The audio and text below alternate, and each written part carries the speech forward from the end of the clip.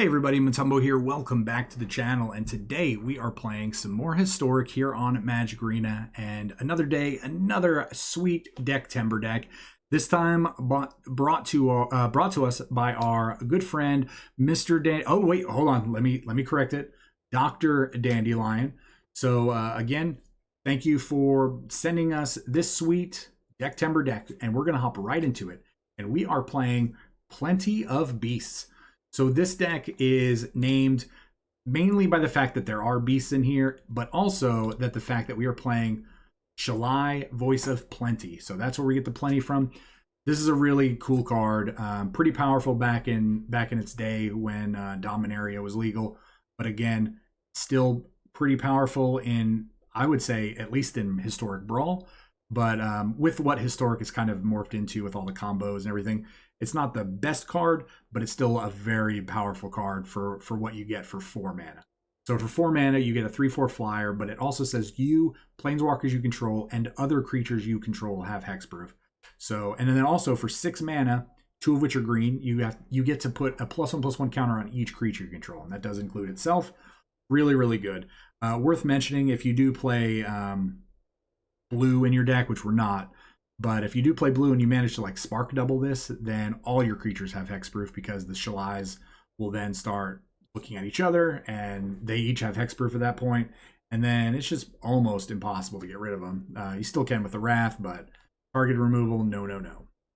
So yeah, but again, this deck is Mr. Dandelion has basically put together what he thought was really fun. I've actually watched him play this deck quite a few times, and every time I've seen him play it, he's won. And he's like, sometimes it's been close, sometimes it's been just like demolishing. But either way, I've seen some pretty cool games and some pretty cool interaction with this deck. So when he sent this over and submitted it for his Decktember deck, I was actually pretty excited, and I thought it was going to be. So let's go through the deck. We've got 4 copies of Gilded Goose. Again, you know, who doesn't love a fun Gilded Goose? Makes mana, makes food, does all the cool things like that. 4 copies of Paradise Druid. This card is actually pretty good. Very powerful card in its own right. So Paradise Druid, 2 mana, 2/1. It has hexproof as long as it's untapped, and then you get to tap it for mana of any color. So it is another form of ramp, but then if we need to, it can potentially be saved as just an untapped creature and then maybe get in when we finally need it to. So, or if we're playing cards that like pump it or anything like that, you know, we can eventually just like swing in. So we could just sit back with the Paradise Druid, pump it a million times with Shalai at some point, and then get in with this creature that should have died turns and turns ago, but then ended up just getting ginormous. So 2 copies of Intrepid Adversary. This is actually a pretty cool card. So this is a 2 mana 3/1 lifelinker. The stats on that just by itself are pretty insane. But it also has the bonus ability of, it says whenever it enters the battlefield, you get to pay 2 mana any number of times. And then whenever you do that, you put that many counters on it, and then all your creatures get +1/+1 for each counter. So if you pay 6 mana to cast this is essentially going to be a 5/3 lifelinker, and then all your other creatures are going to get +2/+. So really, really good. 4 copies of Weaver of Blossoms. This is actually pretty interesting inclusion. Definitely interesting in his deck, because what this does is this is just a 3 mana mana dork.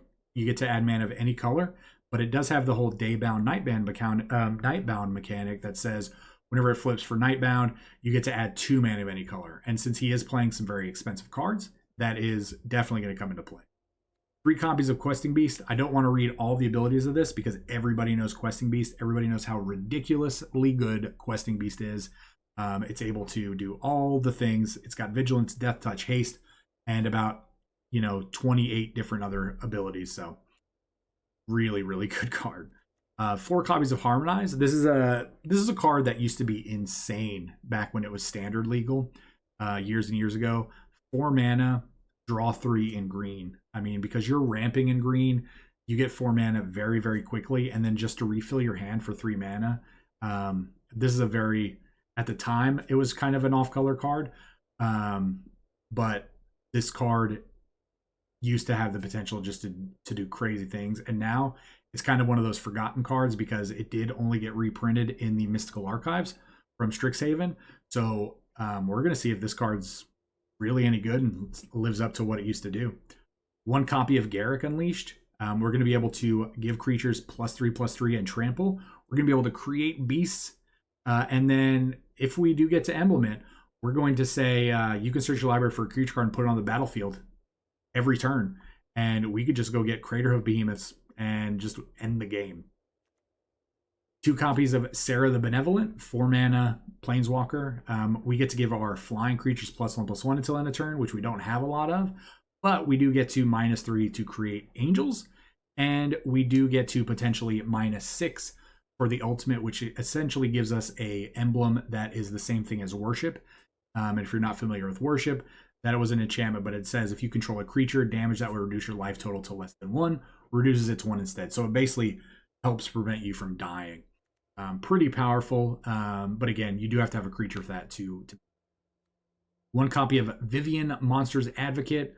We get to look at the top card of our library. We get to cast creature spells from the top of our library. And since we're playing a lot of creature spells, this is going to be super insane once we get this on the board. We get to create beasts that have our choice of either Vigilance, Reach, or Trample. And then for -2, we get to, the next time we cast a creature spell, get to look through our deck for another creature spell with lesser mana value and put it on the battlefield. So if we do that, we hit like a 4-drop, we can potentially, get like one of these in play. Or what's even more insane, let's pretend we have 1,000,000 mana thanks to our Mirari's Wakes that we have. We can play Questing Beast after we minus with Vivian, and we can go get an Intrepid Adversary because it only costs 2. And then once this enters the battlefield, we can use all of the rest of our mana, just pump our entire board. So that's a pretty insane interaction. So I did mention Mirari's Wake. We're going to give all our creatures +1/+1. We're going to double our mana production when we tap lands. Really good enchantment, really powerful old Judgment card that got reprinted in an anthology. We have 2 copies of Tristani Discord, and this is a really interesting card. I think it's less good because with the banning of Agent of Treachery from Historic a long time ago, which I'm still an advocate of. Agent of Treachery was not the problem. It was actually very fairly cast at 7 mana, but I won't go into that. But Tristani kind of actually got around that. This is a great answer for it.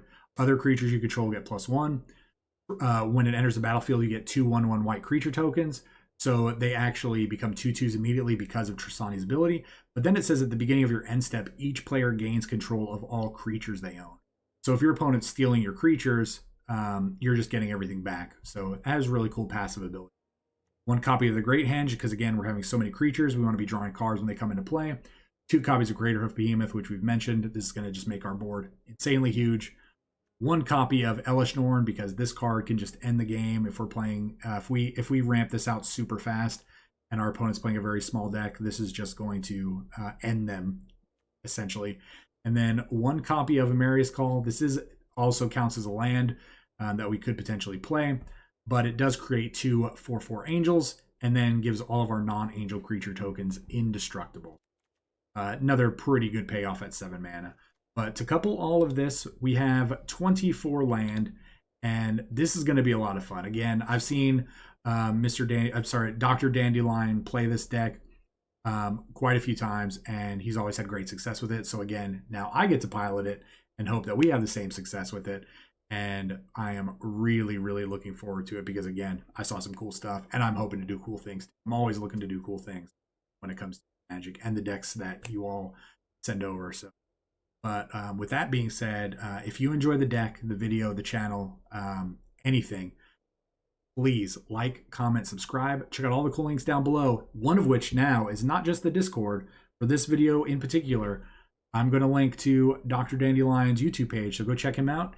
He's about to start doing some cool stuff, and I highly recommend you giving him a follow because you're definitely gonna love some of his content that he's got coming out. So, but yeah, with that being said, guys, let's hop into these games. Let's see how this deck does. We will see you all, right in the middle of the video, and then also at the wrap up.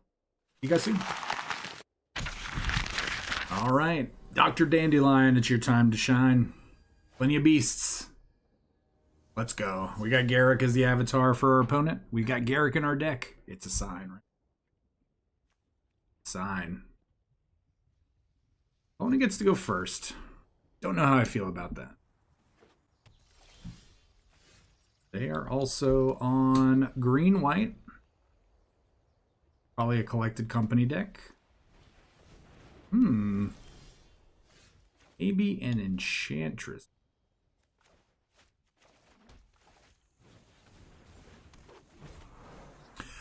So, I mean, ideally, we're just gonna... Yep, definitely Enchantress. So we're just gonna start slamming Questing Beasts. Try to close this game out ASAP. Alright, let's go.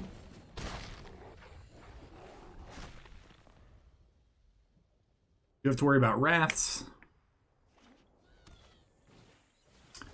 Solemnity. Alright, well... Unfortunately for them,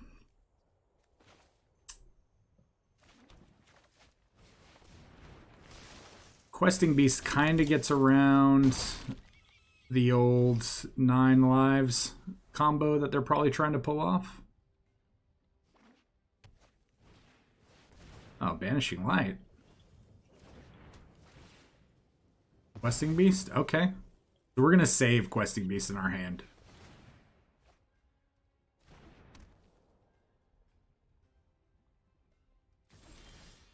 So 3, 4, 5, 6, 7, 8.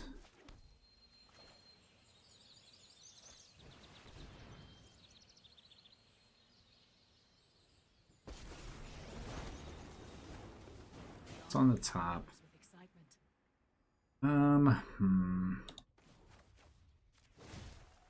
Really don't want to. I want to be able to attack, right? So every day is a new mutation.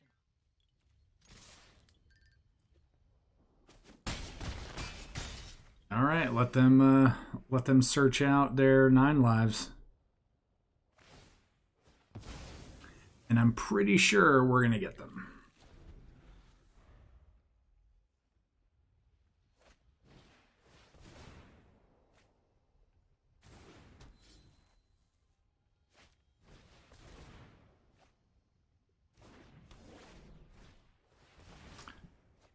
All right. Should we give them the old cry? Because they're definitely going all in here, right?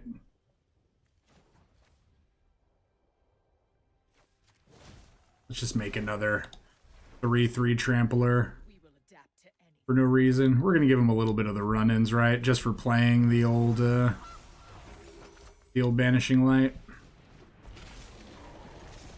Yep. Lemon Bits, I'm sorry. But when you play Banishing, or not Banishing Light, but you play 9 lives, you're going to get punished a little bit.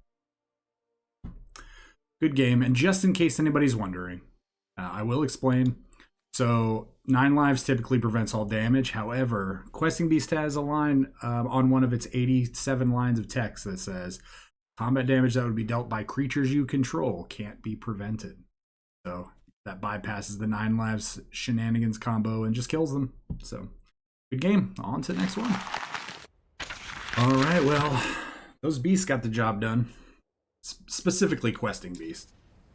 Let's get the hydration in before the game starts. Oh, Nefurious. Alright, opponent is going first. I think we keep because we have a Paradise Druid. Opponent's on some kind of blue deck. Yep.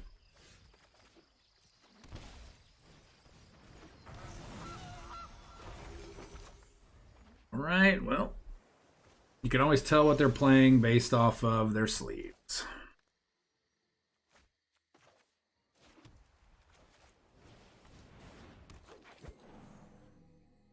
No tags. Yeah, they're going to be just on a control deck. Okay. Not really super concerned with that. We still get to play things.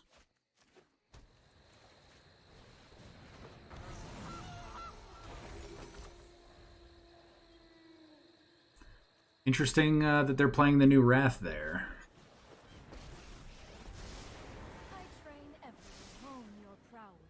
All right. let's do it to it.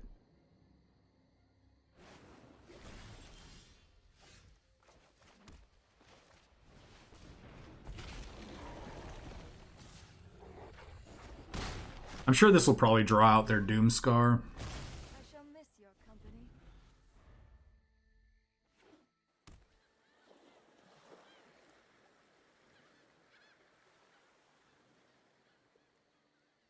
No? Really want to hold off and counter some things? Because I think, honestly, this is a spell we just don't care about. Yep. I'm going to cast this.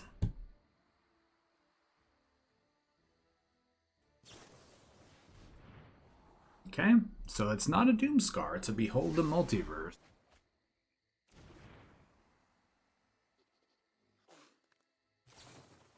Alright. Perfect. Got rid of their counter. 3, 4, 5, 6. I'm gonna keep this Amarius Call in my hand. I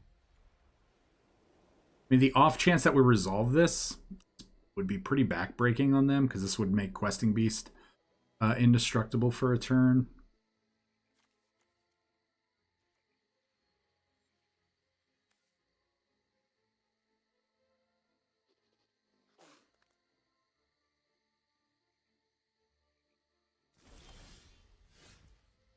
All right, well, I mean, we're just going to lead with attacking, right?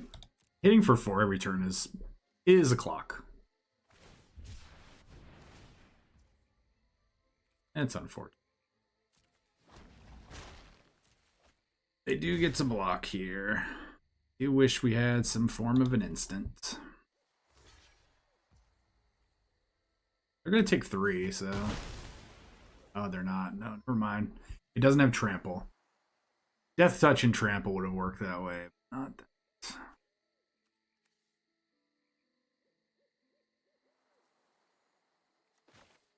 Alright.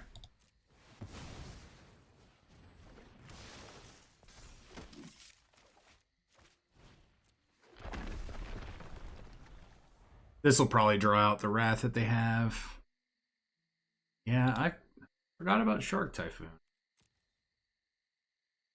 Been so long since we played against a Shark Typhoon. I'm very grateful for that, but... Right, Nefarious, what are you gonna do?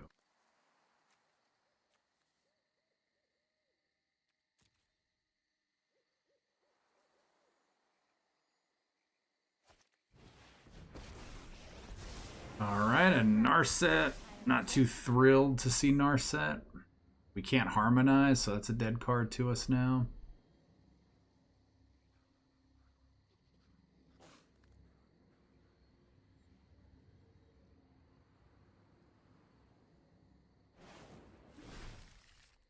Oh, fun. Another Narset. Just ignore Narset. That's some too many cards.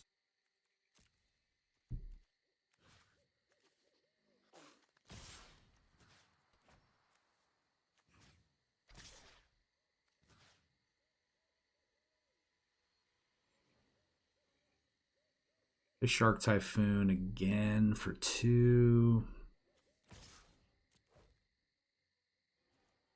I must train harder. See what happens. This has to be countered, right?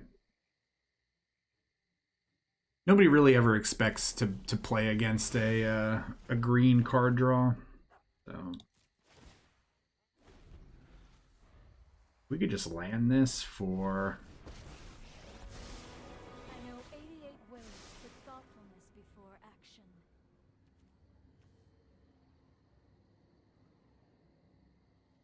They're hovering over this, so they're looking at some kind of potential removal. No. Oh, great.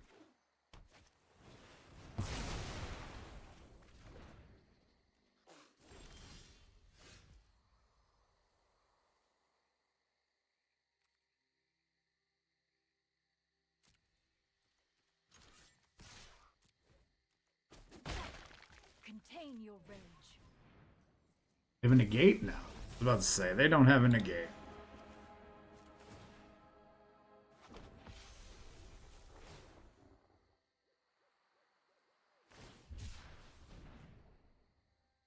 That's good. They're digging here. We haven't seen a real wrath. We've just seen the alchemy wraths, which, to be honest, aren't super great. Meditate and prepare. Okay. Fine.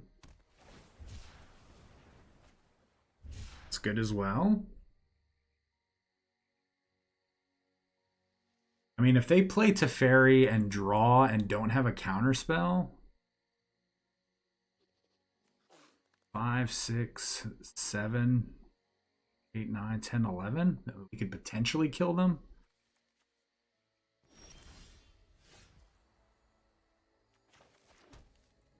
So they have 1, 2.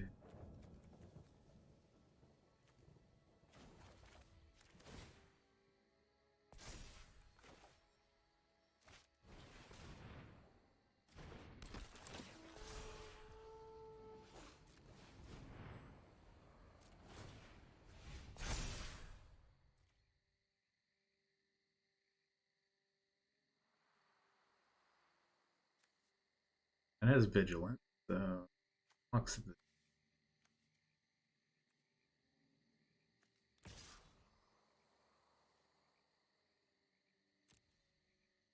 yep.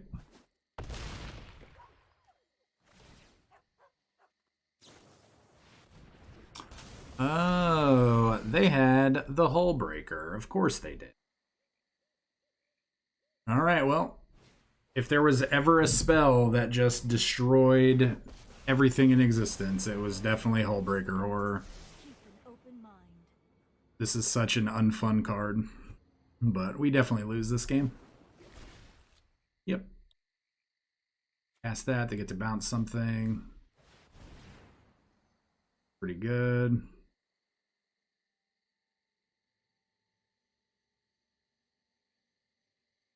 Have to bounce a creature here, right?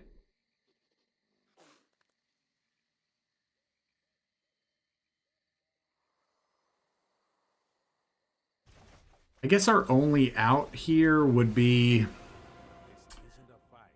if they don't bounce the Tristani, would be a Questing Beast. And even Questing Beast is a pretty good out, right? Because it's a forced block.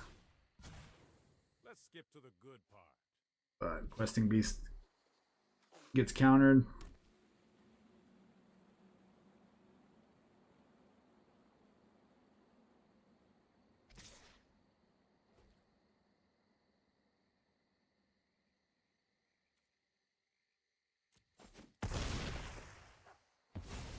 Now they get to cast this.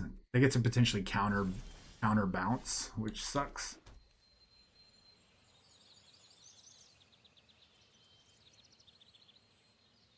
Force them to do this now.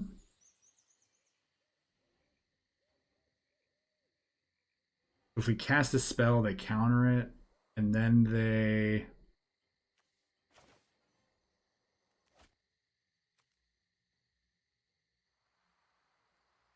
have to replay it.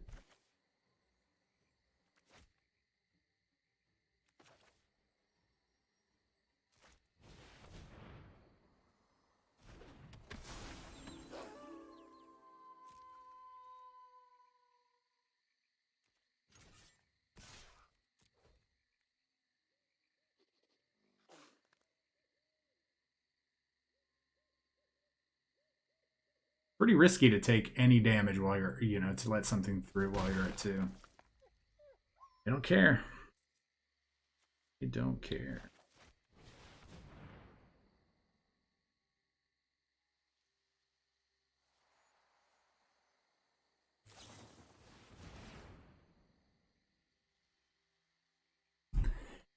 Yeah, I don't think we're winning this game.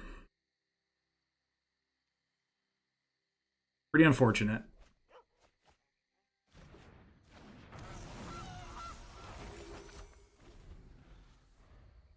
I mean, we do have a 1/3 flyer. All right, can you whiff just once? Not. What a sick card. What a sick card. That's also a pretty good card.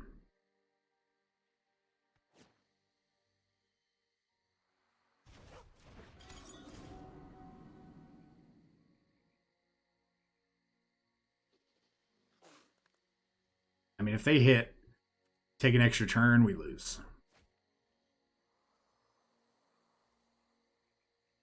I will concede to a take an extra turn spin.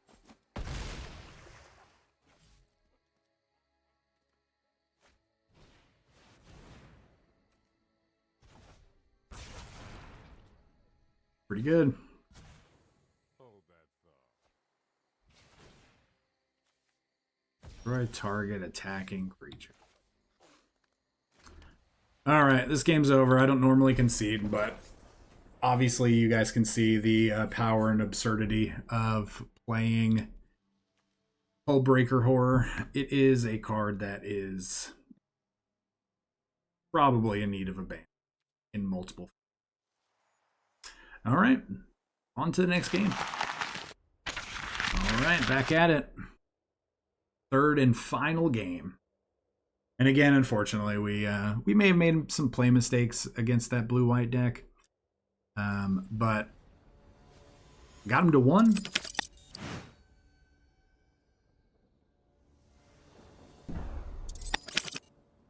But yeah, again, don't normally concede. Don't like to concede.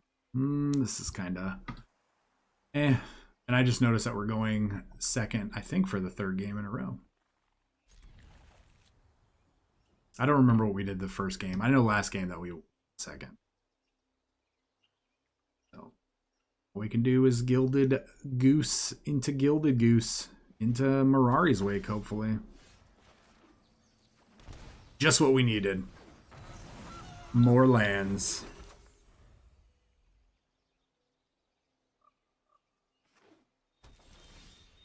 Oh, even more land.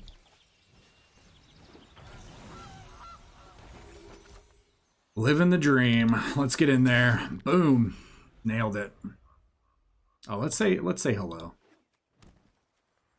Playing Jund. Oh, don't.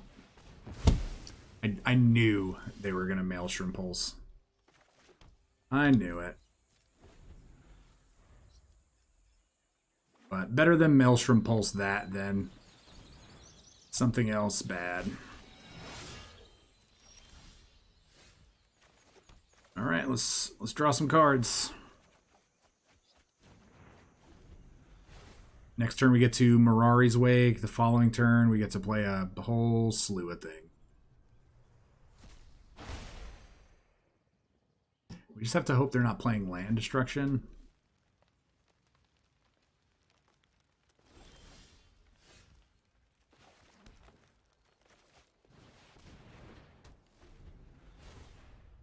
We got pretty good by a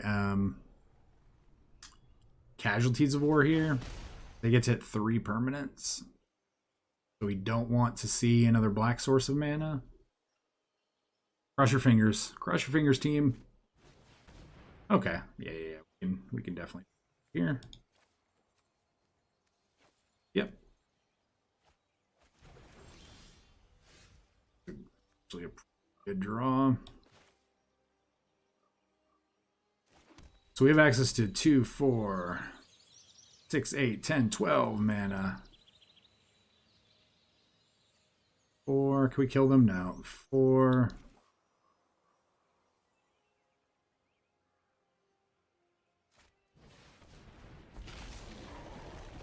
5. Sorry. Into the 6 plus 2. 2. Or we can play this for... Yeah, let's just do this. Auto pay. I guess the auto tapper got us pretty good there.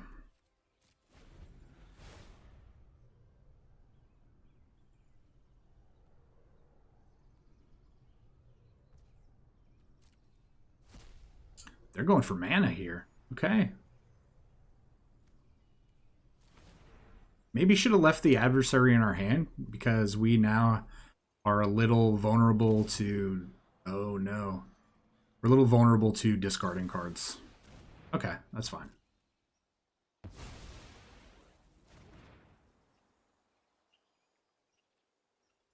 What'd they need that mana for?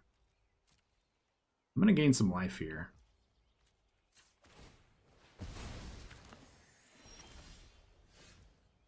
Right, so this gets 3, so 9. Yeah, this should be lethal. 20. All right. All right, yeah.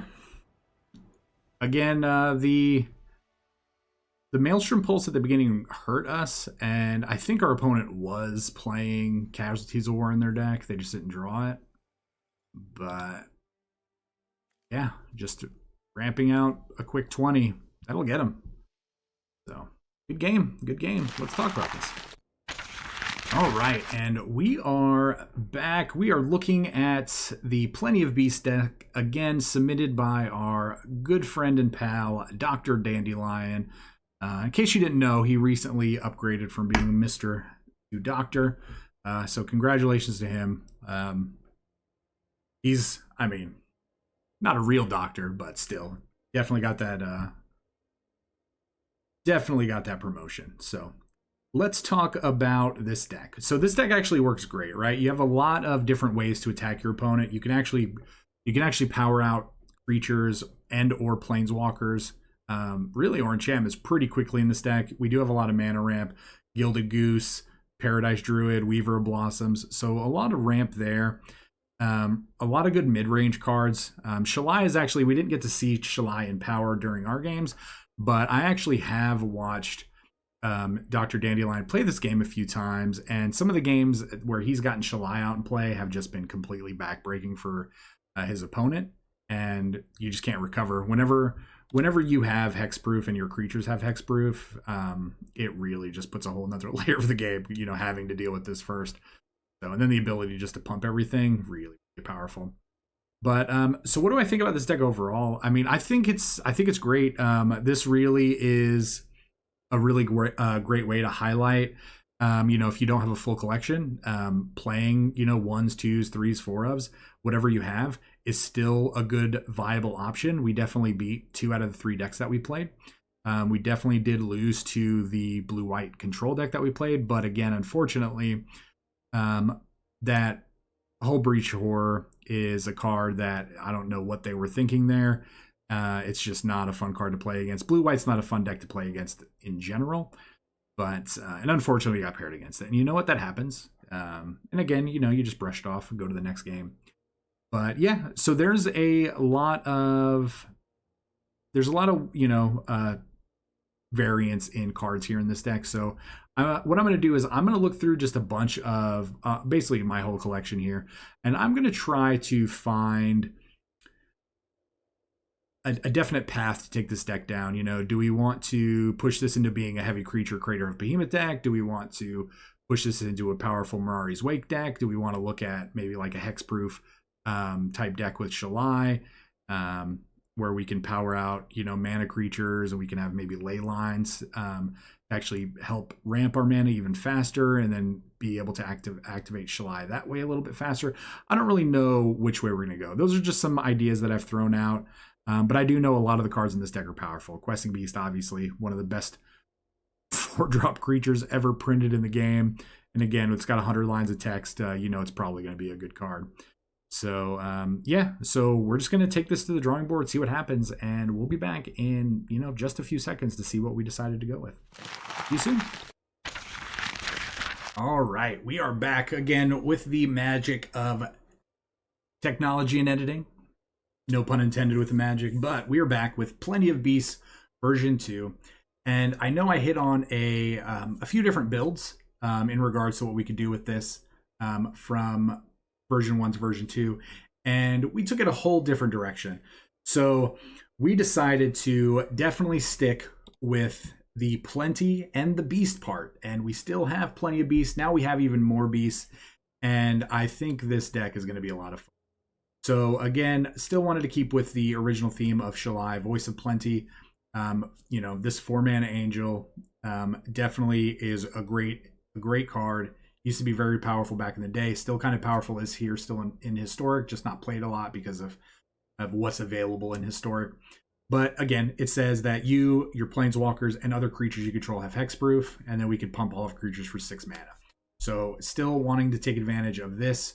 With Mirari's Wake, we actually up the count of Shalai by 1, up the count of Mirari's Wake by 2, because we do want to make sure that we are hitting those cards because they are very important. And we are still trying to do the beast thing with Craterhoof Behemoth. So we did also up the count of Craterhoof Behemoth by 1.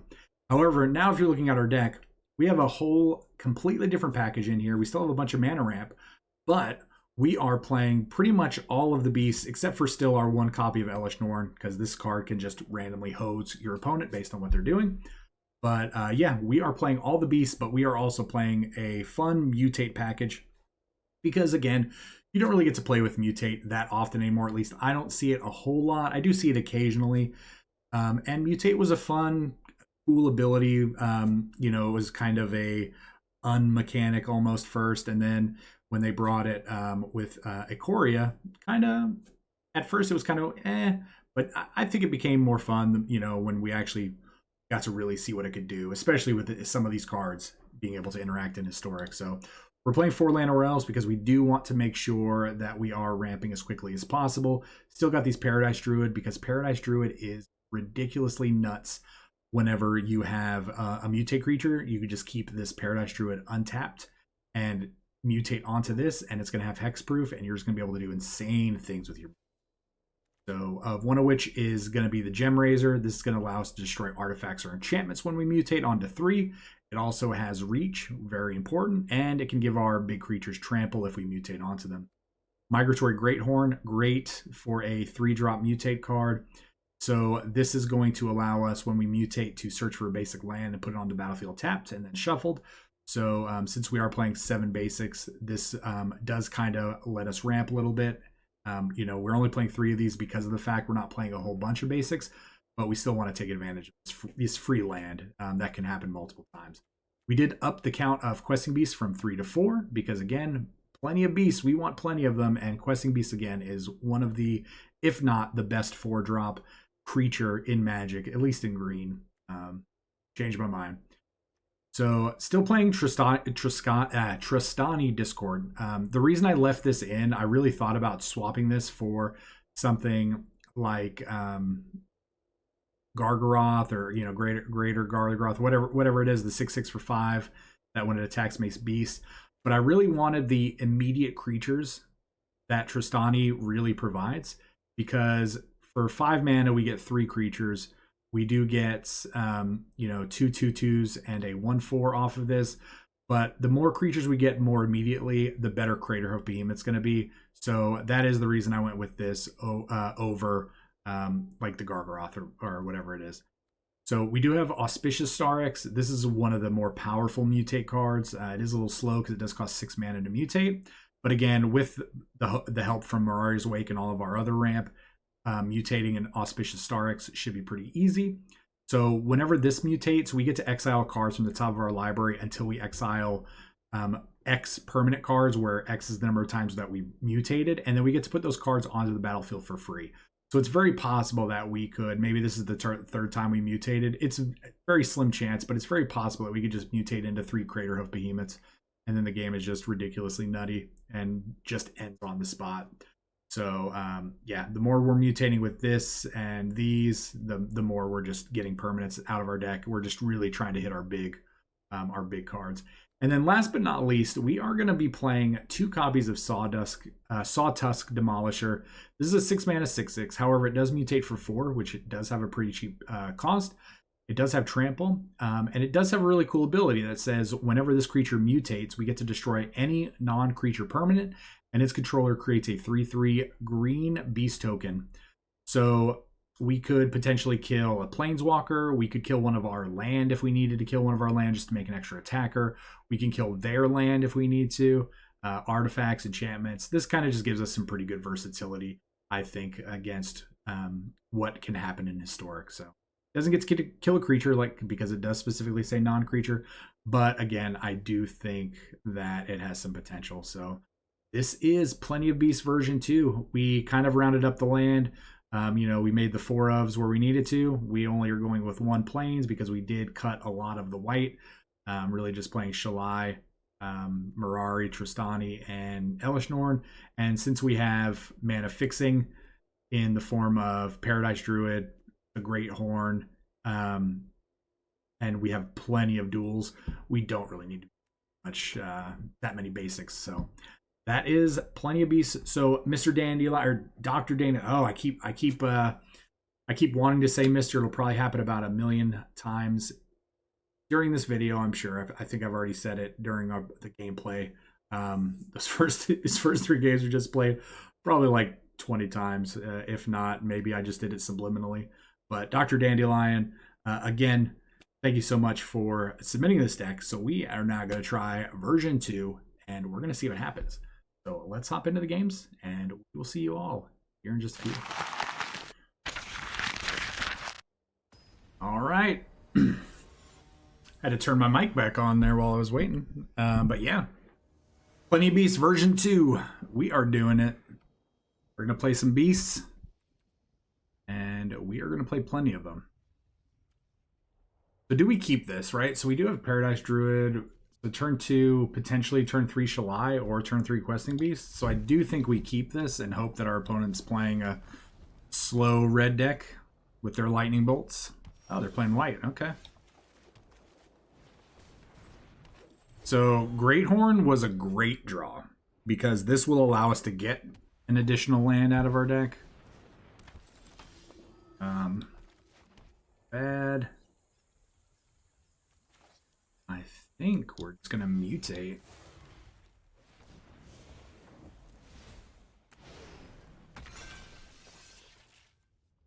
All right, go ahead and grab a land. We're gonna attack because if they're on a true life gain deck, we really need to keep their life total down. Obviously, if they play the Angel of Valkyrie or whatever it is, you have to worry. Search your library for an enchantment.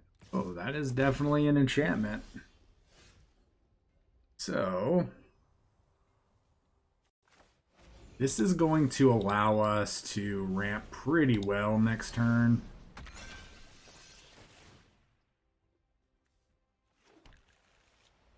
We're not really doing much right now,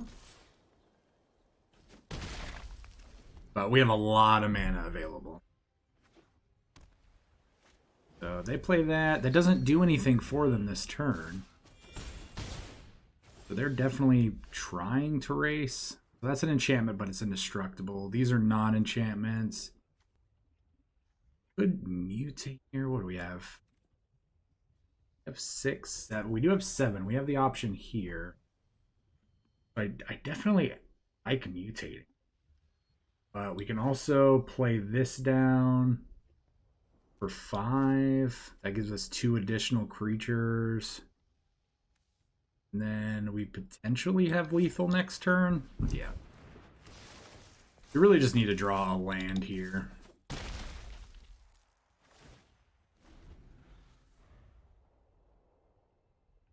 A land here and we just get in for about a million points of damage. Who's the life gain deck now?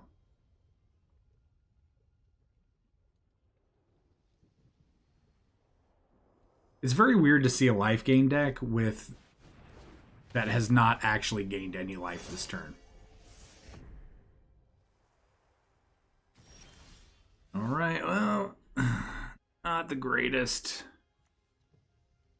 So I do think we are We're just going to set up for next turn.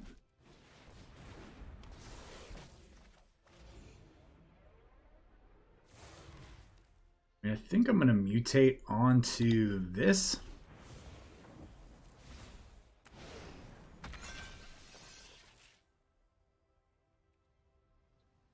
No attacks.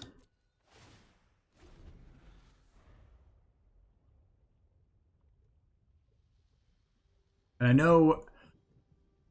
I know technically we should have mutated onto the Great Horn, but I'm really just wanting to draw a land naturally. They're really not doing much of anything.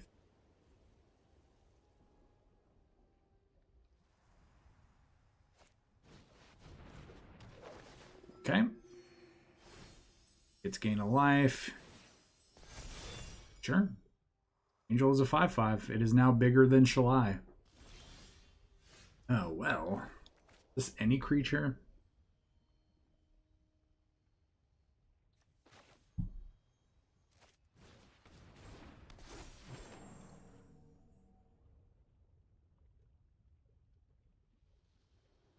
I mean, there's no way that we lose next turn, right? No attacks. All right.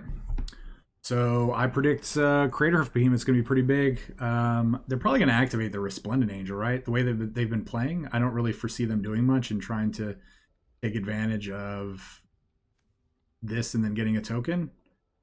And if that's all they do, then game's over. I'm kind of worried about a Settle the Wreckage. Ooh, Banishing Light. Well, you got to go after Shalai. That's not going to do much. It did get rid of a blocker, though. Azriket. All right. All right. Indestructible and +1/+1. You've definitely achieved maximum potential. No blocks. Oh, perfect. We drew a land anyway. 7. Yep. All the damage. Enjoy. Math is for blockers.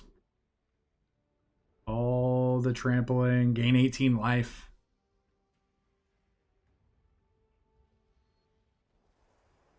That is a lot of damage. Again, I know I'm going to get hate for not mutating onto the Great Horn, but I was just hoping to draw land naturally. I, again, did not think our opponent was doing much of anything that I needed to force it out. So we gave it a shot this way. So, all right, next game. All right, let's do it. Going for win number 2. Mr. Dandelion, or I'm sorry, ooh, I even hit on this earlier. Dr. Dandelion. I hope you like the changes we made here. But we do have more beasts. We're going to mulligan that. You're going to keep this. Shall get rid of a Starix. Oh, hooray. That was a good draw.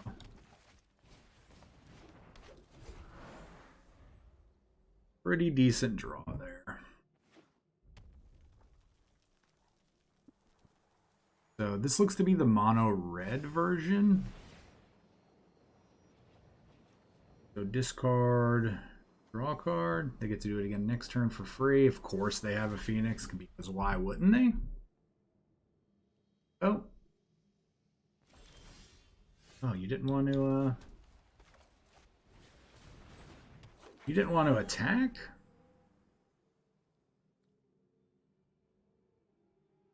I want to attack.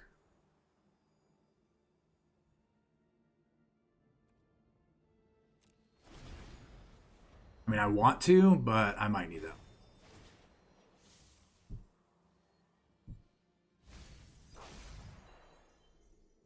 Okay, that's good. So they don't have like just an absurd number of phoenixes in their hand. Now they have to probably go after the elf. No? Just straight at us. Sting. And sorcery creature. Sure thing.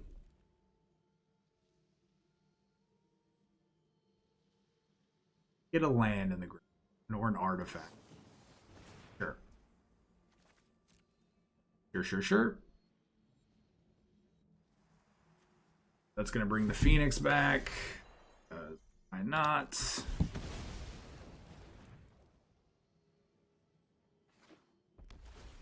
Yep.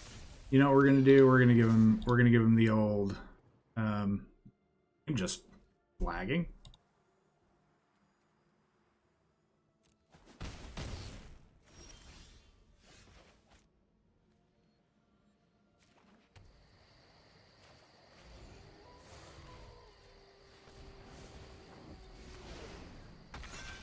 All right, well, no attacks. We definitely have a blocker now.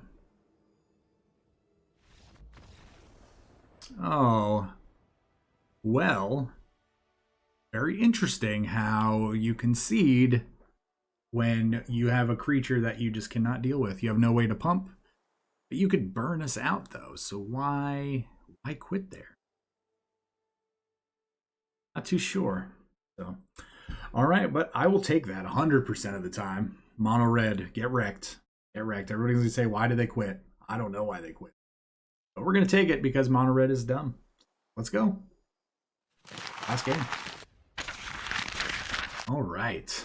I'm excited. I really want to do something dumb with Mirari's Wake and mutating like 83 permanents into play in one turn. That would be so fun. That's how we designed this deck. Let's try to make that happen. Let's try to make that happen. We go first. Honestly, with the right mutate cards, if we draw them, this hand just becomes really easy. Wave. Let's wave to our opponent.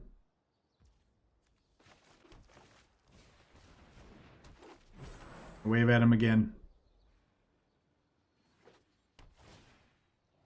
Not green. Alright, well. They're definitely going to think that we are on an elf deck. I wonder if they're on Golgari control or if they're on jump. What is it actually?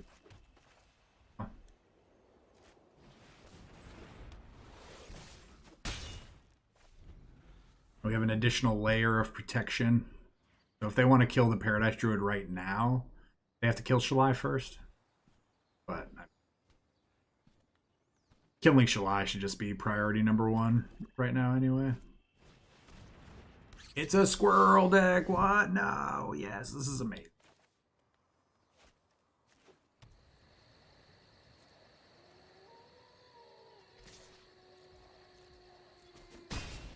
Get in there.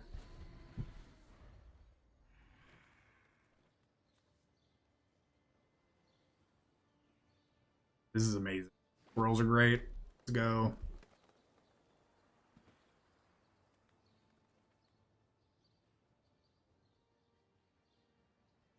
I guess it really depends on the ordering of things on when we pump, because we do have 6 mana to pump with Shalai.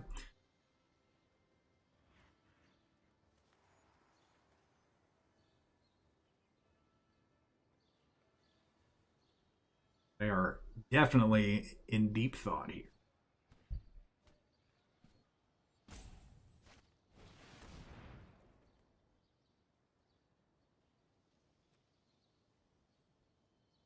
Okay. They need black mana for this? Yeah, okay.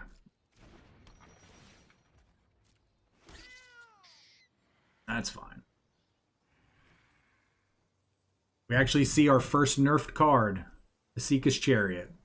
Only making 1 token as opposed to 2.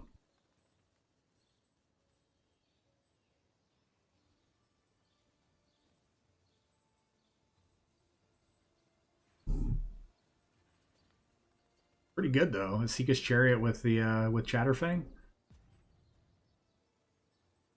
Come on, my friend Maverick. Let's go. Let's go, Maverick. What are you doing?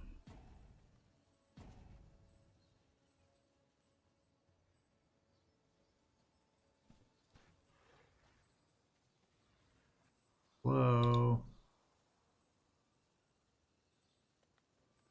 Are you roping us now? Like you're upset? What's happening?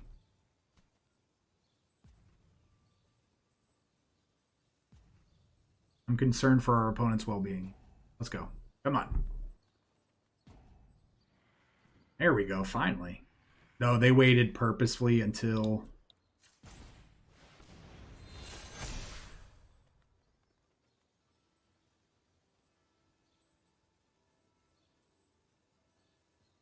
That's kind of baity, right? Because I legitimately thought that...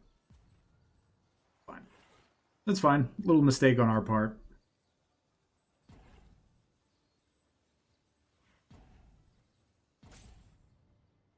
You go any faster, Maverick. Come on. This is 100% on purpose. If you watch until it gets right to the end...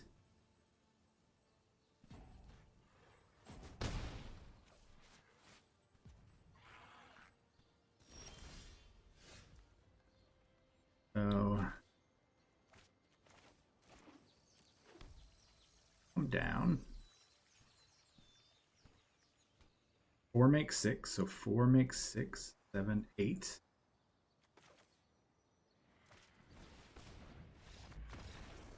Oh, but you didn't let us do the thing, Maverick. You just roped us for no reason. Oh, well. Well. You know what? We're going to play one more game. We don't typically do this because we had all games in a decent amount of time, but we didn't really get to show off what our deck's trying to do. And you know what, Dr. Dandelion, we're going to avenge our opponents for playing slowly or playing bad decks. So let's go. All right, well, bonus game. Brought to us by our good friend Gazada85. And the fact that our last opponent decided to just be a little bit of a turd and rope us slow.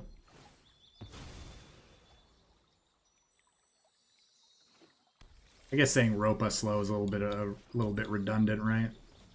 Not like they're actually going to rope us quickly. So maybe we get to see a...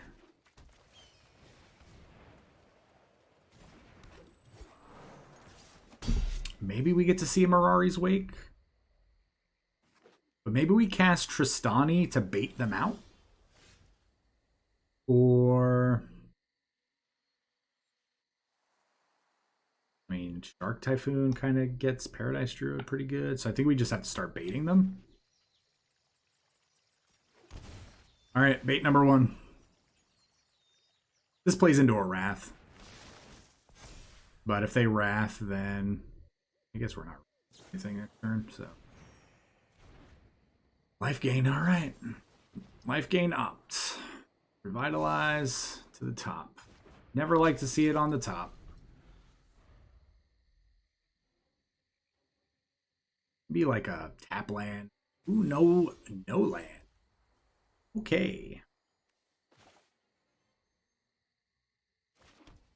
So let's do this.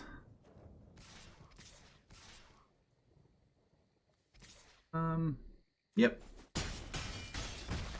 They probably have a counterspell. This definitely eats a counterspell, like an absorb. Yep. There we go. They go again. If they go land Wrath, we Mirari's Wake. Flies pretty good.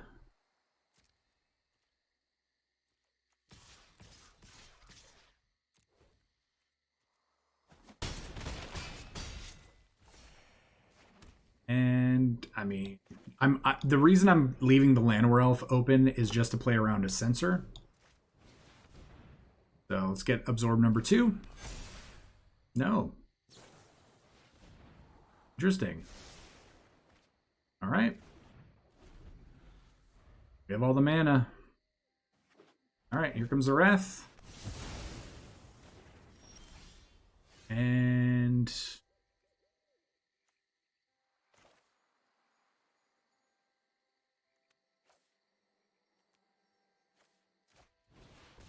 I want to do this so bad. Oh, we're attacking with a 7/7. Seems pretty good. We're still very susceptible to things, but it was fun. We did fun things. I mean, we're playing threats, right?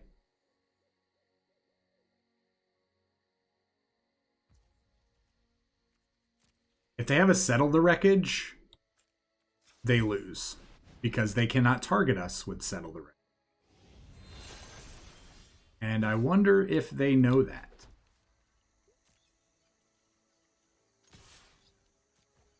I think that's what they're trying to do.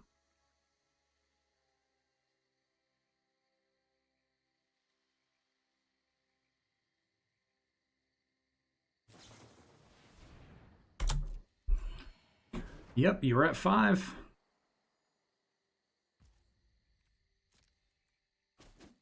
Good game, Exacxies.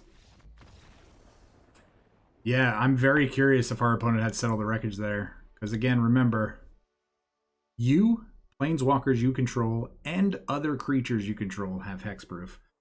So, just remember that, everyone. You cannot be Settled the Wreckage if you have Shalai in play in your... So, sweet. Now we get to talk about this deck and how awesome it is. So let's go. All right, everybody, welcome to the wrap up. And we had a lot of fun playing this deck. We actually even managed to get in a bonus game because our opponents were kind of, I would say, a little ropey, but it was pretty quick at the same time. And we didn't really get to highlight everything that we wanted to do. We still didn't even get to in the bonus game, but it was still a lot of fun. We did manage to go 4-0 with our list here by essentially adding a mono green mutate package to this deck. We still really left the deck pretty much what it was in regards to having Shalai, playing plenty of beasts, as the deck mentions, still played Mirari's Wake. We were still trying to do nutty things with mana, and we left it all out there, and it came together. We got to see, I think, a few cool things in regards to mutating and whatnot, but it was definitely a big change from the original version that DrDandelion submitted.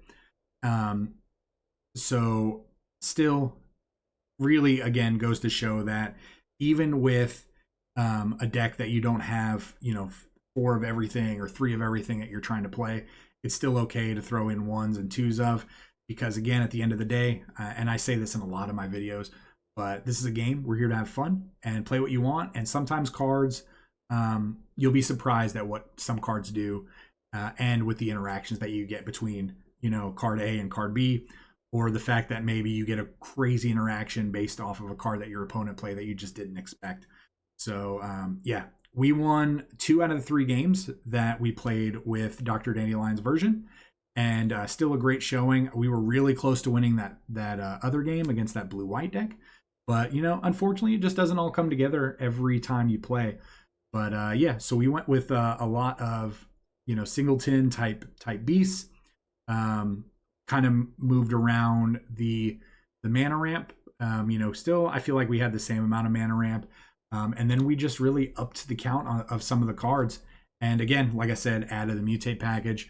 Really cool to be able to Great Horn out more land, to be able to Auspicious Starrix, and potentially get out some of these really big payoffs. And hopefully, we were just trying to essentially mutate into Craterhoof Behemoth and just kind of go crazy that way. It didn't happen, but again, the potential is still there. This is definitely, I would say, a cheaper deck to build.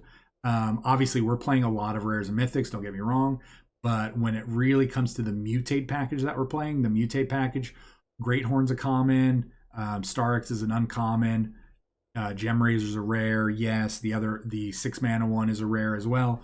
But that is cheaper than a lot of mythics that, and other rares that we were playing in the original version. So is this deck cheaper or more expensive? It's kind of the same.